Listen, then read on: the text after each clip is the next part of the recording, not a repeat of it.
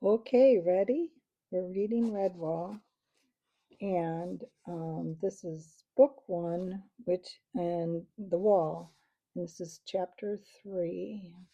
So there's not very many pictures in this book, but remember we met Matthias. He's a little mouse whose shoes are too big for him, and the um, abbot, who's in charge of the abbey, said, "You don't have to worry about um, learning how to fight because everybody knows that we're the good guys and they'll respect us." But chapter 2, the bad guys are coming and they don't respect anybody. So chapter 3, we're back at the Abbey. Beneath the great hall of Redwall, candles burned bright in their sconces. This was the cavern hole of the mice. What a night it was going to be! Between them, Matthias and brother Alf had caught and landed a fully grown grayling. That's a fish. They had fought and played the big fish for nearly 2 hours, finally wading into the shallows and dragging it to the bank. It was nearly 2 pounds in weight, a tribute to brother Alf's angling skills combined with the youthful muscles of Matthias and their joint enthusiasm. Constance, the badger, had to be called. Gripping the fish in her strong jaws, she followed the two mice to the Abbey kitchen and delivered the catch for them. Then she made her farewells.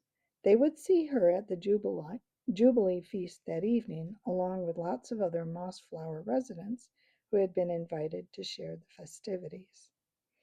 Brother Alf and Matthias stood proudly beside their catch, amid the culinary hustle and bustle, until they were noticed by Friar Hugo. Busy as he was, the enormously fat Hugo, who would have no other title but that of friar, he's the big cook, stopped what he was doing. Wiping the perspiration from his brow with a dandelion which he held with his tail, he waddled about inspecting the fish. Nice shiny scales, bright eyes, beautifully fresh. Friar Hugo smiled so joyfully that his face disappeared among his deep wrinkles. He shook Alf by the paw and clapped Matthias heartily on the back as he called out between chuckles, "Bring the white gooseberry wine! Fetch me some rosemary, thyme, beechnuts, and honey quickly! And now, friends, now!" he squeaked, waving the dandelion wildly with his tail. "Ah, Hugo will create a grayling a la Redwall that will melt in the mouth of fish. Fresh cream! I need lots of fresh cream. Bring some mint leaves, too." They had left Friar Hugo ranting on, delirious in his joy, as they both went off to bathe and clean up, combing whiskers, curling tails, shining noses, and the 101 other grooming tasks that Redwall mice always performed in preparation for an epic feast. The rafters of Cavern Hole rang to the excited buzz and laughter of the assembled creatures. Hedgehogs, moles, squirrels, woodland creatures, and mice of all kinds, field mice, hedge mice, dormice, even a family of poor little church mice. Kindly helpers scurried about, making everybody welcome. "Hello there, Mrs. Church Mouse. Sit the children down. I'll get you some raspberry cordial. Why, Mr. Bankful, how nice to see you. How's the back? Better now? Good.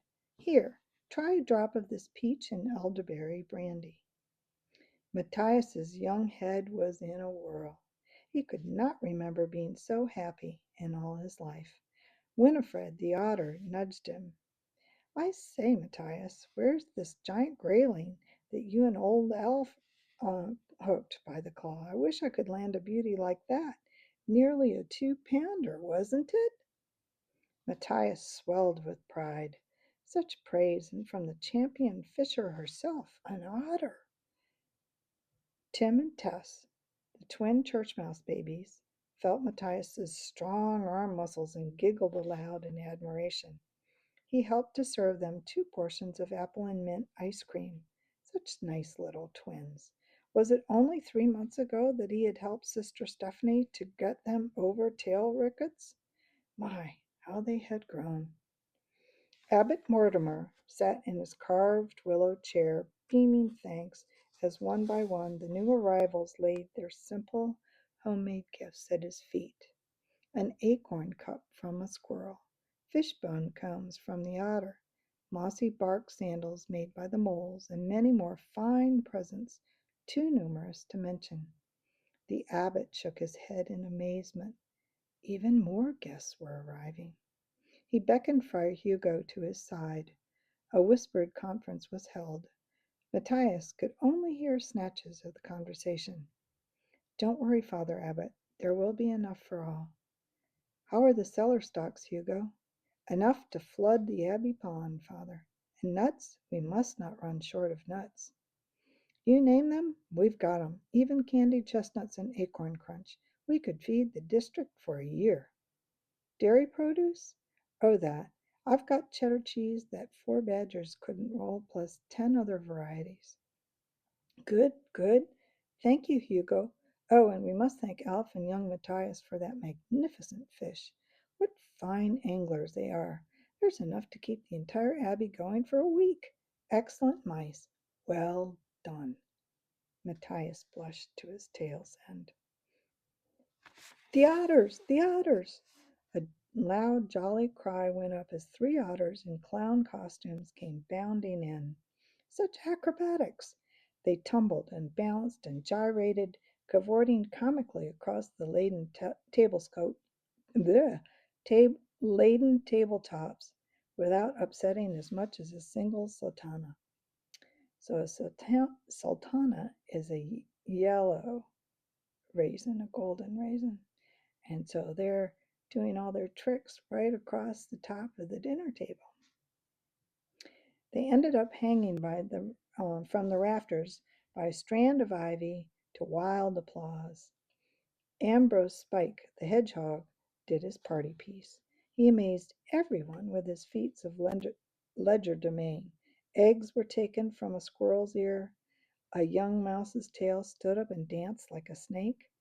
The incredible vanishing conquer trick was performed in front of a group of little harvest mice who kept squeaking, "He's got it hidden in his prickles." But had he? Ambrose made a few mysterious passes and produced the conquer straight out of the mouth of an awestruck infant mouse. Was it magic? Of course it was. All activity ceased as the great Joseph bell tolled out 8 o'clock from the Abbey belfry. Silently, all the creatures filed to their allotted places. They stood reverently behind the seats with heads lowered. Abbot Mortimer rose and solemnly spread his paws wide, encompassing the festive board, and he said the grace. Fur and whisker, tooth and claw, all who enter by our door, nuts and herbs, leaves and fruits, berries, tubers, plants and roots, silver fish whose life we take, only for a meal to make. This was followed by a loud and grateful Amen. There was a mass clattering of chairs and scraping of forms as everyone was seated. Matthias found himself next to Tim and Tess on one paw, and Cornflower Field Mouse on the other.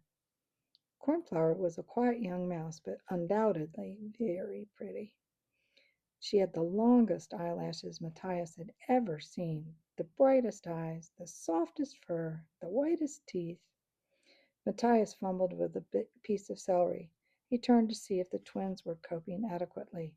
You could never tell with those baby church mice.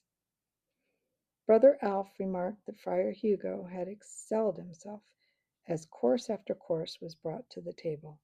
Tender freshwater shrimp garnished with cream and rose leaves, deviled barley pearls and acorn puree, apple and carrot chews, marinated cabbage stalks steeped in creamed white turnip with nutmeg. A chorus of oohs and ahs greeted the arrival of 6 mice pushing in a big trolley. It was the grayling. Wreaths of aromatic steam drifted around Cavern Hole. It had been baked to perfection. Friar Hugo entered with a slight swagger added to his ungainly waddle. He swept off his chuff's cap with his tail and announced in a somewhat pompous squeak, "My Lord Abbot, honored guests from Mossflower area and members of the Abbey, I wish to present my pièce de résistance." "Oh, get on with it, Hugo." After some icy staring about to detect the culprit and several smothered sniggers from around the room, the little fat friar puffed himself up once more and declared firmly, "Grayling à la Redwall." Polite but eager applause rippled around as Hugo sliced the fish and placed the first steaming portion onto a platter. With suitable dignity he presented it to the abbot, who thanked him graciously. All eyes were on the Father Abbot. He took a dainty fork loaded precariously with steaming fish. Carefully he transferred it from plate to mouth. Chewing delicately, he turned his eyes upward, then closed them. Whiskers a twitch, jaws working steadily, munching away, his curled up tail holding a napkin which neatly wiped his mouth. The abbot's eyes reopened. He beamed like the sun on a midsummer morn. "Quite wonderful, perfectly exquisite. Friar Hugo, you are truly my champion chef. Please serve our guests your masterwork." Any further speech was drowned out by hearty cheers. So there you go. So let's do chapter 4. It's a quick one. So we're back to the bad guys. Chapter 4. Clooney was in a foul temper. He snarled viciously. The horse had stopped from sheer exhaustion. He hadn't wanted that. Some inner devil persuaded him that he had not yet reached his destination. Clooney's one eye slitted evilly. From the depths of the hay cart, the rodents of the warlord's army watched their master. They knew him well enough to stay clear of him in this present mood. He was violent and unpredictable. "Skullface!" Clooney snapped. There was a rustle in the hay. A villainous head popped up. "Aye, Chief? Do you want me?" Clooney's powerful tail shot out and dragged the unfortunate forward. Skullface cringed as the sharp, dirty claws dug into his fur. Clooney nodded at the horse. "Jump on that thing's back, Sharpish. Give it a good bite. That'll get the lazy brute moving again." Skullface swallowed nervously and licked his dry lips. "But, Chief, it might bite me back." Swish, crack! Clooney wielded his mighty tail as if it were a bullwhip. His victim screamed aloud with pain as the scourge lashed his thin, bony back. "Mutiny! Insubordination!" Clooney roared. "By the teeth of hell, I'll flay you into mangy doll rags." Skullface scurried over onto the driver's seat, yelling with pain. "No more! Don't whip me, Chief! Look, I'm going to do it!" "Hold tight to the rigging back there," Clooney shouted to his horde. Skullface performed a frantic leap. He landed on the horse's back. The terrified animal did not to bite as scratching weight descended on its exposed haunches. It gave a loud, panicked whinny and bucked. Spurred on by the energy of fright, it careered off like a runaway juggernaut. Skullface had time for just one agonized scream before he fell. The iron-shod cartwheels rolled over him. He lay in a red mist of death, the life ebbing from his broken body. The last thing he saw before darkness claimed him was the sneering visage of Clooney the Scourge, roaring from the jolting backboard. "Tell the devil Clooney sent you, Skullface!" They were on the move again. Clooney was getting nearer. Oh boy. So that's it. Next time, chapter 5. Until then.